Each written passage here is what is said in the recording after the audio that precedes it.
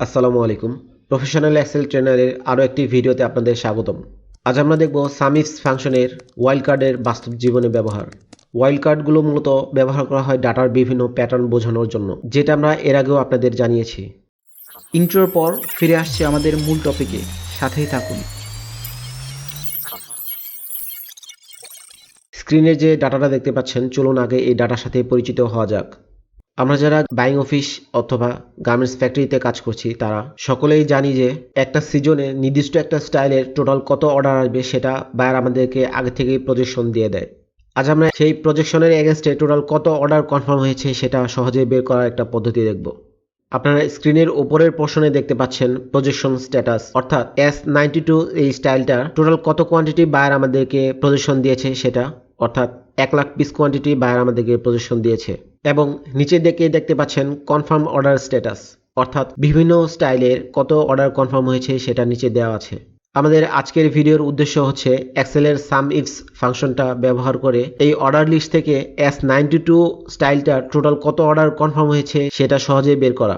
আপনারা এই confirm order লিস্টেই দেখতে পাচ্ছেন S92 এর পেছনে বিভিন্ন ধরনের ইন্ডিকেশন দেওয়া রয়েছে, যেটা অনেক সময় বাইরের পক্ষ থেকেও দেয়া থাকে, এবং আমরা আমাদের ট্র্যাকিংয়ের সুবিধার জন্য বিভিন্ন ধরনের হিন্ট আমাদের সিস্টেমে অ্যাড করে থাকি।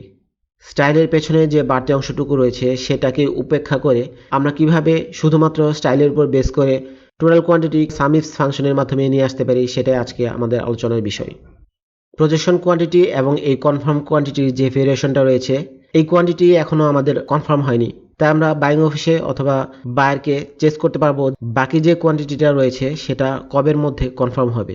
এটা আমরা লিড টাইমের উপর বেস করে বায়ারকে অথবা বাইং অফিসকে চেক করতে পারি। চলুন এবার প্র্যাকটিক্যাল এক্সাম্পলটা দেখা যাক। D4 সেলটাতে S92 স্টাইলের টোটাল কনফার্ম কোয়ান্টিটি আনতে চাচ্ছি, তাই আমরা এখানে এই সেলটা সিলেক্ট করার মাধ্যমে প্রথমে ফর্মুলা দেব সাম ইফস। ওপেনিং ফার্স্ট ব্রেকেট দেওয়ার মাধ্যমে আমি সামইফস ফাংশনের ফার্স্ট আর্গুমেন্ট, অর্থাৎ আমি কোন নাম্বারটা যোগ করতে চাচ্ছি সেটা দেখিয়ে দেবো এক্সেলকে, আর সেটা হচ্ছে D8 থেকে শুরু করে D15 সেল পর্যন্ত। তারপর কমা প্রেস করার মাধ্যমে আমি সেকেন্ড আর্গুমেন্ট অর্থাৎ ক্রাইটেরিয়া রেঞ্জ সিলেক্ট করব, আর সেটা হচ্ছে B8 থেকে শুরু করে B15 সেল পর্যন্ত।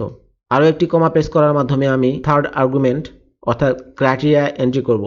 যেহেতু আমরা এখানে ডাটার প্যাটার্ন বোঝাতে যাচ্ছি, তাই আমাদের এখানে ওয়াইল্ড কার্ড প্যাটার্ন এন্ট্রি করতে হবে। এর আগের ভিডিওতে দেখেছি আমরা শেষে কোনো নির্দিষ্ট প্যাটার্ন কিভাবে বের করতে হয়। আজ আমরা দেখব শুরুর দিকে কোনো নির্দিষ্ট প্যাটার্ন কিভাবে খুঁজতে হয়। আপনারা এই ডাটা থেকে দেখতে পাচ্ছেন S92 সবগুলো সেলেই শুরুর দিকে রয়েছে। এখানে আপনারা যে ডাটাগুলো দেখতে পাচ্ছেন এগুলো ফিকশনাল ডাটা, আমি আমার ইমাজিনেশন থেকে এগুলো তৈরি করেছি। বাস্তব জীবনে আরও বিভিন্ন ধরনের ভেরিয়েশন থাকতে পারে।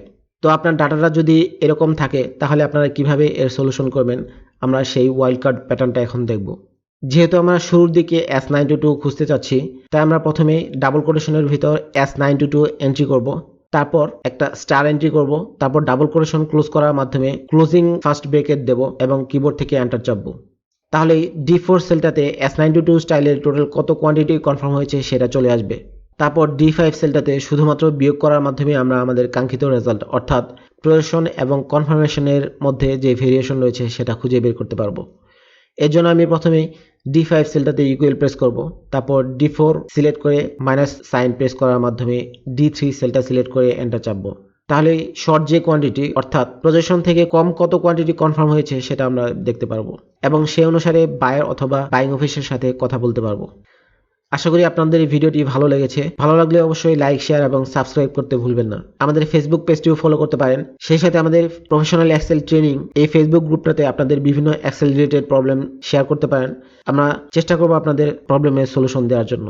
এতক্ষণ সাথে থাকার জন্য ধন্যবাদ। দেখা হবে পরের কোনো ভিডিওতে। আসসালামু আলাইকুম।